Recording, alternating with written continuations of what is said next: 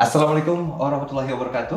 Puji syukur hadirat Allah Subhanahu wa taala, hari ini kita masih diberikan kesempatan untuk sama-sama belajar, khususnya bagi Anda sobat pembelajar yang ingin cari tahu tentang kesuksesan setiap orang. Dan mungkin bagi Anda melihat sosok siapapun juga adalah hari ini, bukan di mana proses yang ia jalani mampu ia lakukan dengan sepenuh hati, kemudian juga cucuran keringat, air mata, pengorbanan, bahkan tekanan mental. Nah, hari ini kita akan belajar bersama dengan seorang sosok pria. Beliau ini pernah menulis sebuah buku, dan ternyata beliau juga seorang penulis buku. Buku yang pernah ditulis oleh beliau itu berjudul Manajemen Lembaga Keuangan, Kebijakan Moneter, dan juga Perbankan. Tapi itu masa lalu. Sekarang lain hal, lain masanya, dan lain sosoknya. Saya langsung akan menyapa ada Pak Dahlan. Assalamualaikum, selamat sore Pak Dahlan. Waalaikumsalam warahmatullahi wabarakatuh. Benar pernah menulis buku? Ya, itu sebenarnya kisah masa lalu ketika masih muda ya. Ya pernah, itu sampai edisi kedua, namun karena kesibukan di kantor, itu tidak pernah lagi direvisi karena kesibukan di kantor. Terutama setelah pindah ke Direktorat Jenderal Pengelolaan Utang ya. Itu tidak lagi, meskipun penerbitnya UI meminta di edisi, tapi saya nggak bisa karena waktu nggak ada. Karena kerja di JPU itu mengelola utang ternyata tidak gampang yang dipikirkan orang. Banyak sekali harus kita waktu tersisa, malam rapat sampai malam ya, jadi ya. Tapi itu bahasa menarik, tapi kita singgung nanti di terakhir ya. Oke. Seperti apa keasikan untuk menulis buku itu. Nah, boleh nggak Pak untuk lebih mengenal seorang sosok Pak Dahlan? Mohon izin diceritakan karirnya di Kementerian Keuangan. Karena saya dapat informasi khususnya sebagai Direktur Pembiayaan Syariah DJPU ya. Kira-kira suka dan dukanya itu gimana sih Pak? Sampai ada di top level manajemen seperti itu. Iya. Jadi begini, sebelum saya di JPU, yang kebetulan saya diangkat sebagai Direktur Pembiayaan Syariah yang pertama, sebenarnya kalau kita flashback, sebenarnya saya itu sebelumnya karir saya itu sebagian besar Direktorat Jenderal Lembaga Keuangan DJLK yang sekarang bergabung dengan OJK ya. Itu kemudian pindah ke namanya tim DMU, kemudian selanjutnya nanti tim DMU menjadi DJPU, iya DJPU. Jadi ya proses yang panjang juga. Nah, mengenai masalah tugas saya selaku Direktur Pembiayaan Syariah, suka duka sepertinya sudah susah dipilih-pilih karena sepanjang waktu karir saya di situ, karena pembiayaan syariah ini tiba-tiba diperkenalkan di Departemen Keuangan. Jadi jadi tidak pernah kita bermimpi bahwa kita akan menangani masalah keuangan syariah. Oleh karena itu tidak bermimpi, tidak apa, tiba-tiba saya ditunjuk jadi Direktur Syariah. Padahal pengetahuan saya mengenai keuangan syariah itu big zero. Jadi betul-betul kita learning by doing. Baca textbook malamnya, lalu kita tanya sana, tanya sini ya. Nah, ketika saya jadi menjabat sebagai Direktur Pembiayaan Syariah, karena DPS ini kita singkat ya, Direktur Pembiayaan Syariah ini memang diberikan tugas khusus, yaitu melakukan pengembangan pembiayaan berbasis syariah melalui penerbitan SBSN. Itu tugas khususnya itu memang dari Menteri Keuangan itu. Jadi apa yang kita lakukan adalah untuk menerbitkan SBSN itu ternyata dibutuhkan semacam infrastruktur hukum. Tidak boleh langsung kita terbitkan. Setelah kita pelajari, diskusi dengan Kementerian Hukum waktu itu, lalu memang ternyata harus ada dasar hukumnya, legal base-nya. Oleh karena itu, waktu itu kami fokus menyusun rancangan undang-undang SBSN waktu itu. Iya. Suatu capaian yang luar biasa dalam waktu yang singkat dan learning by doing, ya.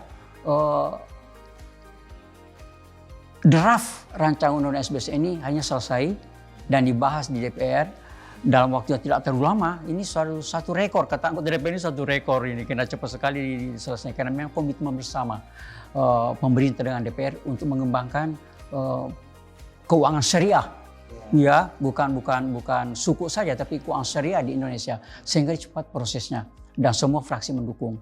Dan tanggal 5 Mei RUU-nya sudah disahkan. Namun namun nanti mungkin penonton lah yang memilah-milih mana suka mana duka ya. Dalam waktu yang sama secara tandem, secara paralel, kami juga mempersiapkan langsung penerbitan SBSN. Ya, jadi menerbitkan SBSN ini bagi mereka memang yang tidak memiliki basic harus sangat complicated. Kita harus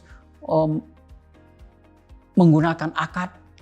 Ya. Ada akad namanya. Nama juga syariah harus ada akad dong, perikatan. Lalu membutuhkan underlying asset, dasar penerbitan, namanya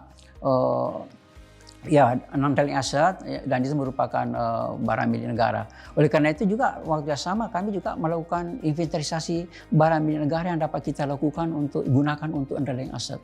Jadi banyak sekali harus kami pikirkan waktu itu ya. Belum lagi bagaimana pendirian perusahaan penerbit, SPV, Special Purpose Vehicle, karena sebenarnya yang menerbitkan suku negara itu bukan pemerintah, tapi SPV ini. Kebetulan SPV ini didirikan oleh pemerintah, ya. Nanti akan saya ceritakan pada pertanyaan berikutnya mengenai bagaimana kompleksnya penggunaan BUMN ini sebagai underlying aset dari sisi politis. Karena kita tuh disorot. Wah, ini barang milik negara kok dijual nih kementerian pemerintah ini, khususnya di DPR juga ya waktu itu. Nah, banyak sekali, termasuk kita koordinasi dengan Dewan Syariah Nasional Majelis Ulama Indonesia, terutama dalam penyiapan fatwa. Dibutuhkan fatwa, fatwa, karena memang di dalam undang-undang SBSN ini diwajibkan pemerintah meminta fatwa, ya. Kepada lembaga yang memiliki kewenangan mengeluarkan fatwa di bidang syariah, ya. Itu kita luar biasa. Bayangkan dalam waktu yang sama menyusun undang-undang, lalu juga sama kita mempersiapkan penerbitan SBSN, karena waktu itu pasar sudah mendesak kita untuk menerbitkannya.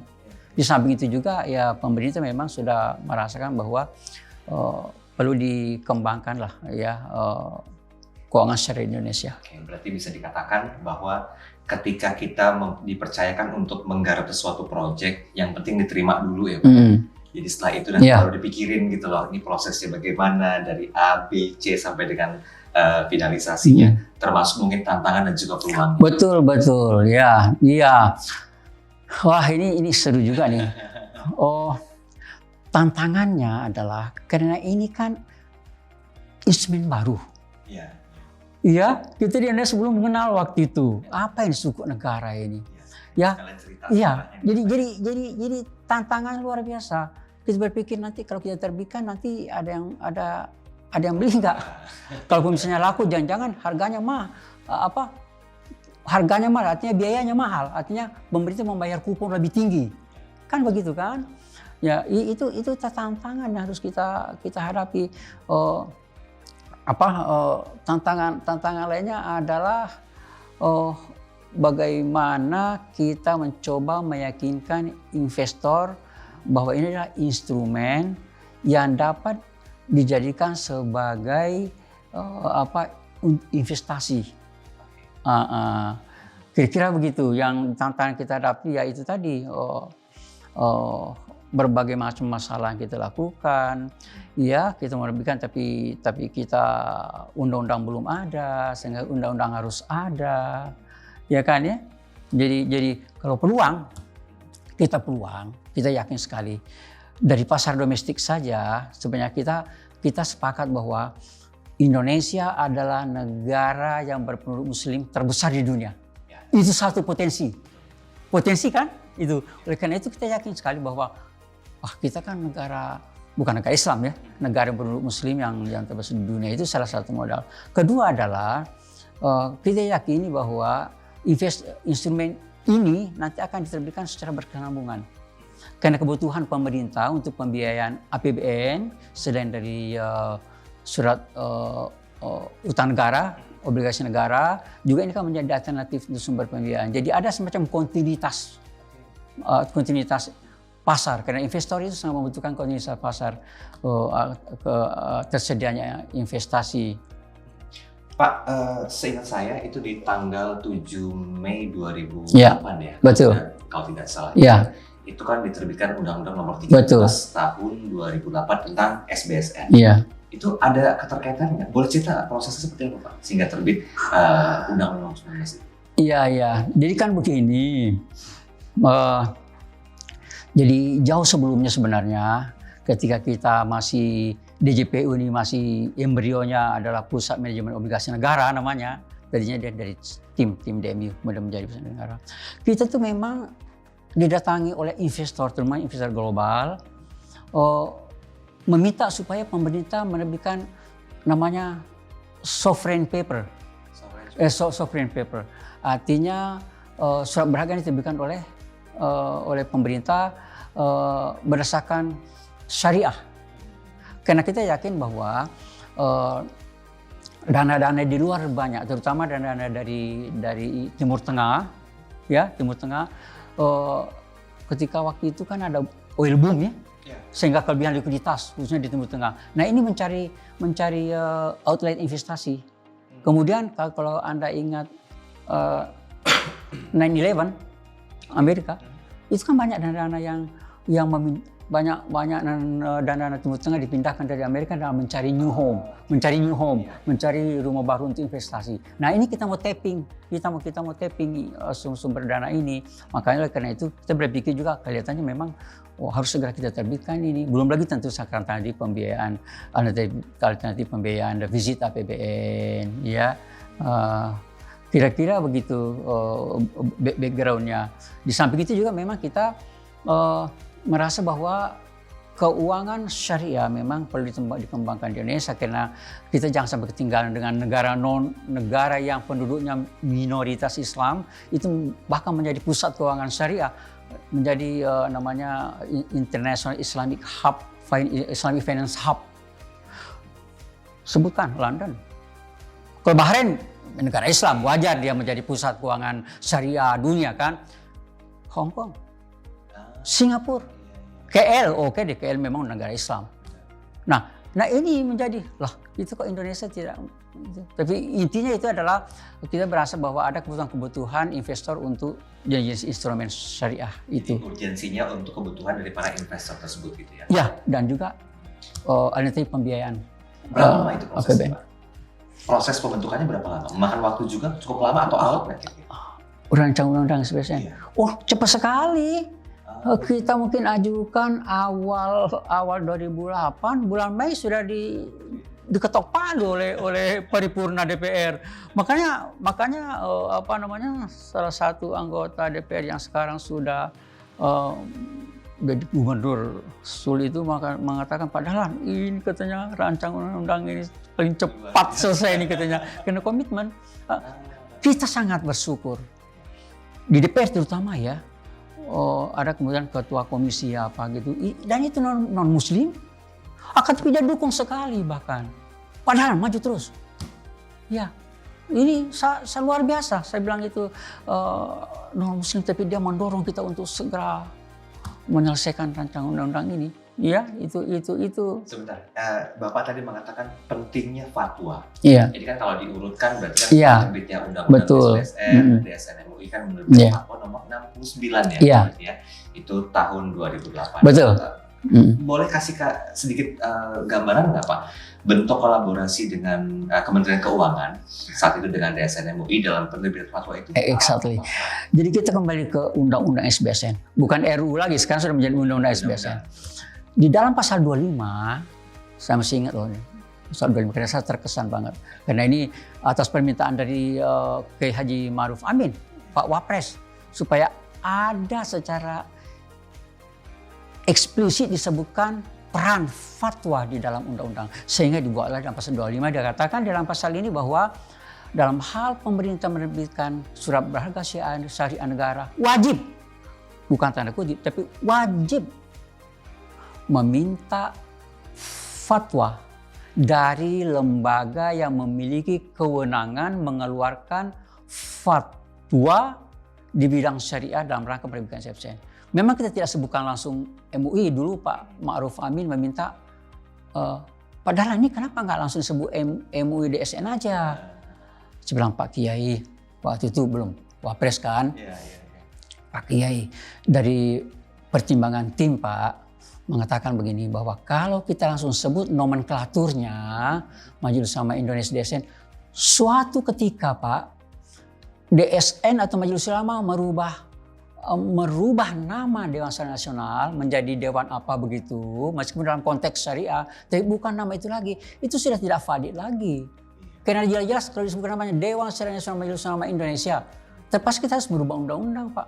Oh begitu ya, jadi kalau kita menyebutkan lembaga yang memiliki kewenangan menerbitkan fatwa, ya siapa lagi Pak kalau bukan Dewan Syariah Nasional MUI. Oh gitu Pak Dahlan. Ya begitu Pak Kiai, dari kesepakatan tim.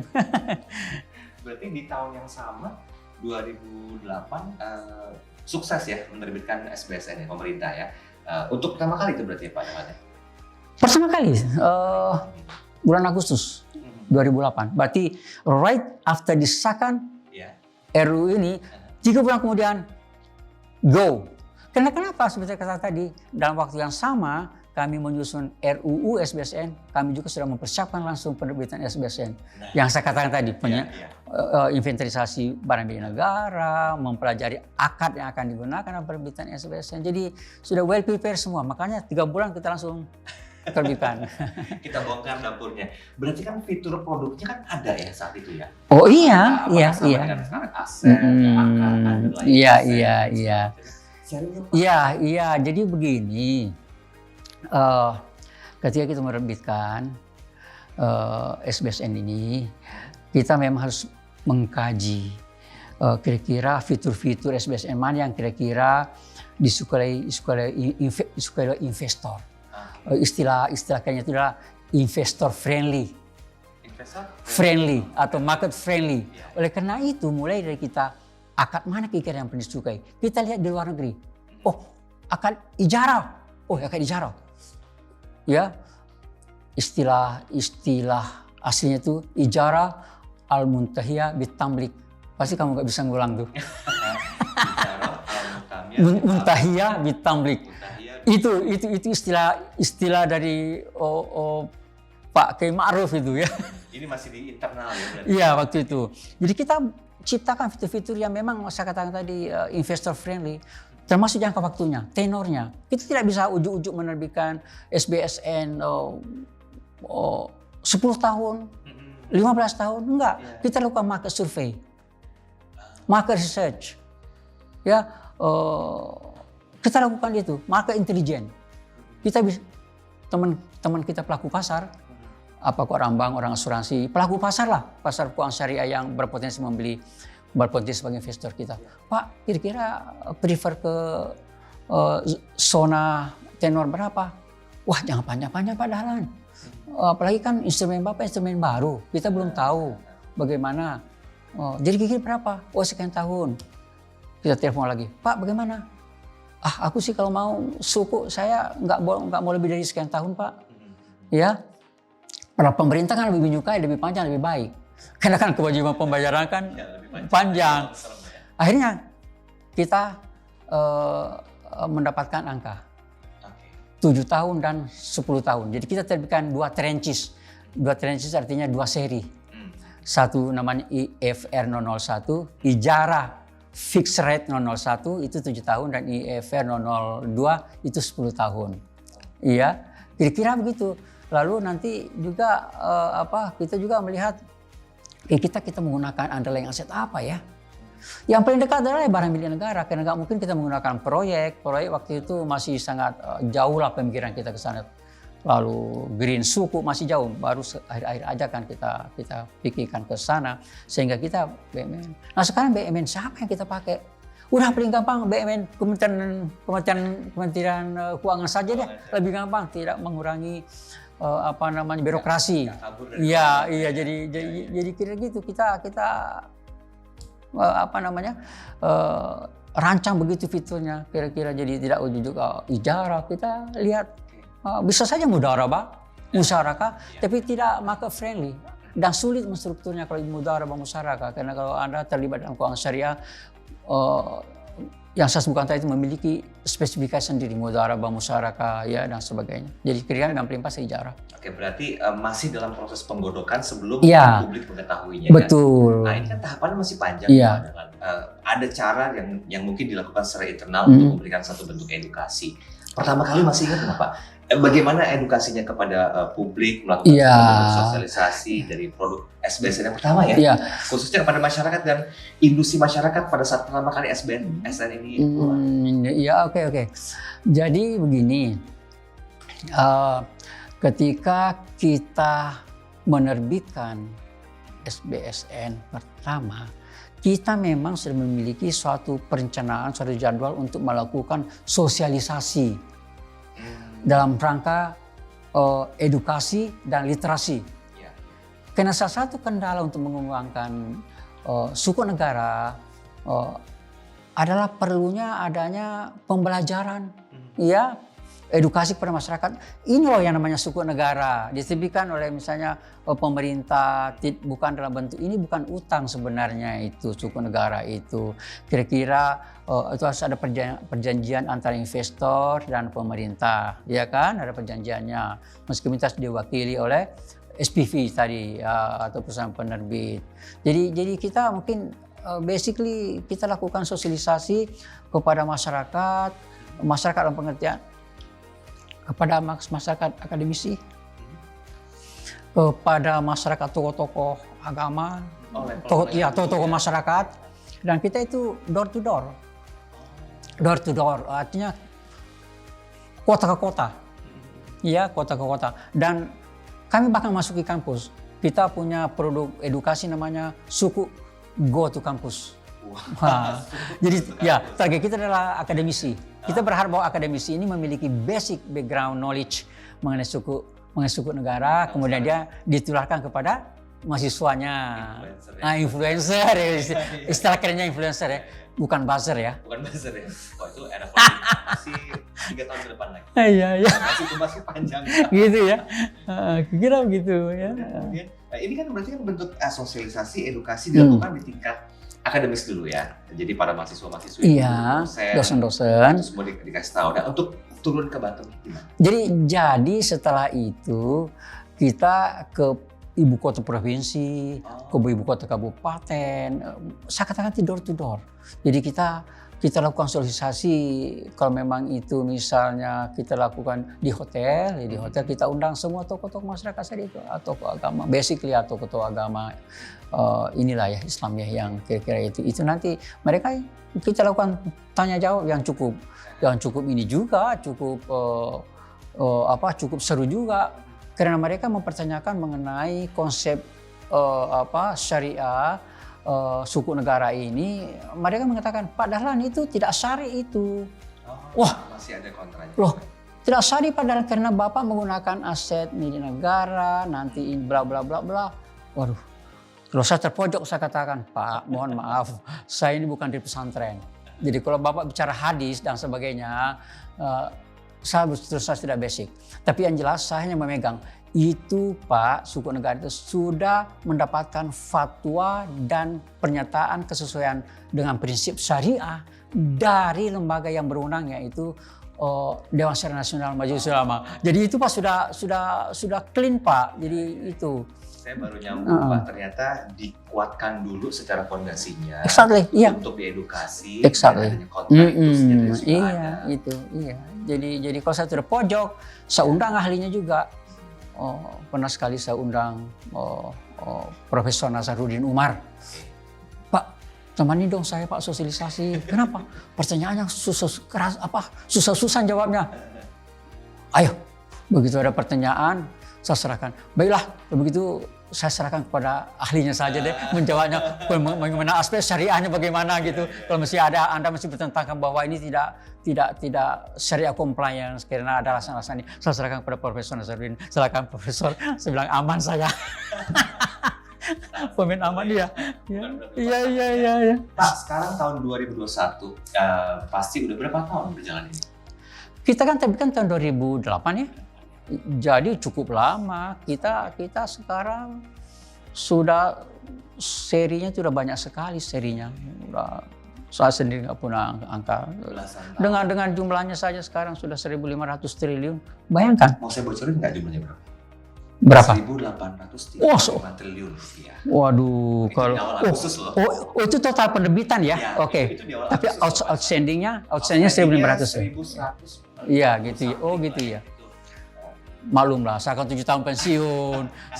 Berarti informasinya update. Saya update sekarang nih, tanggapannya gimana? Itu pencapaiannya tinggi loh. Luar biasa itu. Itu suatu angka yang tidak pernah terbayangkan oleh pikiran saya. Capaian yang luar biasa itu Pak. Itu luar biasa, nggak pernah terbayangkan itu.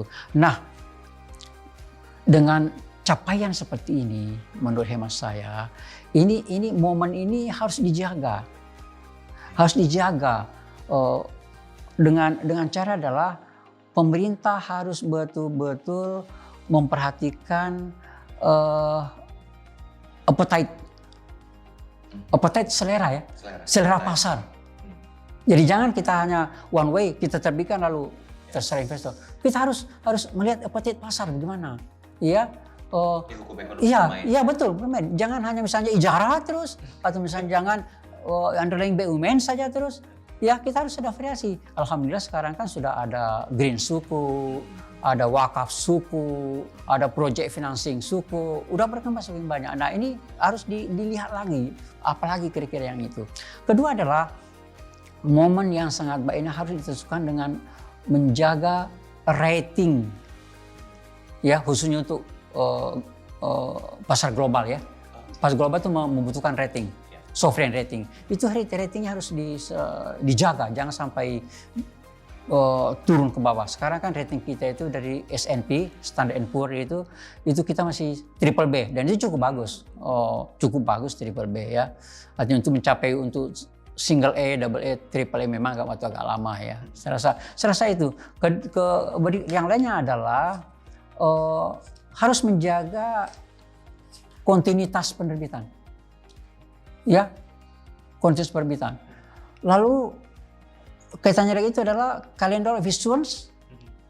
Harus kita secara konsisten mengikuti. Jadi calendar of issuance itu jadwal penerbitan. Nah, dulu waktu saya masih di sana setiap awal tahun kita sudah terbitkan calendar of issuance. Bulan sekian kita terbitkan, bulan sekian kita diterbitkan global, diterbitkan domestik, ya kira-kira begitu. Iya, harus kita jaga itu mengenai masalah konsistensi penerbitan. Begitu juga global suku. Global suku kita harus begitu kita terbitkan masuk bahasa global seterusnya, dan kita harus kasih jadwal. Tahun depan 2022 misalnya kita akan terbitkan bulan April dan September. Jadi apa? Investor sudah siap-siap dananya, ya. Oh, ada loh global suku Indonesia nanti akan terbit bulan April. Kalau begitu dananya jangan habiskan dulu ya untuk beli itu, sisain. Jadi itu ada baiknya. Begitu juga di dalam negeri, calendar of issuance ini jadwal penerbitan harus transparan kita berikan kepada investor. Ya toh, investor sehingga orang yang punya uang tuh gampang. Oh, depositnya udah juta, jangan dipanjang dulu deh. Sebentar lagi ada suku retail ya, ada kan suku retail ya, atau saving suku tabungan keluar. Jadi calendar of issuance perlu ya. Dan itu teman-teman lapangan ini sudah lakukan itu kok. Baik. Kangen nulis buku lagi nggak sih Pak? Bestseller lo bukunya ini di salah satu referensi di kampus tuh. Iya sebenarnya saya itu mau saja ya, tapi dengan kondisi kerja dulu nggak memungkinkan, tapi setelah pensiun lebih tidak memungkinkan. Kenapa? Karena sudah terlalu enjoy menikmati pensiun, ya. Jadi kan saya setelah pensiun saya masih aktif di BUMN, ya sebagai komisaris. Beberapa waktu yang lalu saya sudah pensiun, jadi ya udah saya menikmati pensiun saya yang kedua, pensiun sebagai pegawai Kementerian Keuangan dan pensiun sebagai BUMN. Jadi ya udahlah kita nikmati saja. Dan apa? Sekali ya menjadi MC. Oh gitu. Iya. Kapan-kapan kita boleh tandem bareng ya? Tunggu. Jangan salah paham. Tanyakan MC itu apa, Pak? Momen cucu. Ngomong cucu. Mohon izin Pak, saya pikir Master of Ceremony. Iya. Karena Anda yang masuk, Anda kan profesinya salah satu profesinya kan itu, jadi maka Anda lari ke sana. Sorry. Ya. Jadi sekarang Bercanda. ngomong cucu bersama dengan istri tercinta, Iya. ingin melihat Iya. cucu-cucu dewasa, Iya. tumbuh kembang, dan ada kepikiran nggak cucu mewarisi ilmu hebatnya Pak? Oh ya, maunya sih, tapi ya sudahlah. Anak-anak sekarang kan susah diarahkan itu, ya. Iya, banyak sekali dia masukan-masukan, jadi susah. Ya kegiatan saya kalau Anda nanti selesai taping ini, Anda boleh boleh keliling ke kebun saya di samping itu. Good idea. Baru saja kita panen mangga itu dan panen jambu Jamaika. Jadi udah rezeki Anda bukan di situ ya. Pak, boleh nggak terakhir yang ingin saya tanyakan tentang harapan Bapak? Walaupun taruhlah itu bagian dari sebuah sejarah pencapaian tertinggi dalam kehidupan. Dibanggakan oleh keluarga, bangsa dan juga negara. Bahkan internasional mengetahui sosok Bapak sebagai siapa di Indonesia. Tapi ada harapan nggak ketika Bapak tidak ingin mencemplungkan tangan, pikiran, hati dan juga perasaan di bidang itu lagi terhadap keberlangsungan dari pasar modal syariah di masa depan? Iya.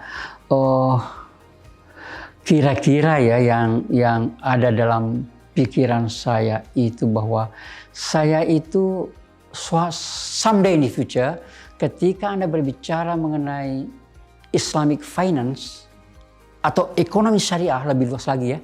Islamic finance itu bagian kecil, globalnya ekonomi syariah. Orang langsung, oh, that's Indonesia.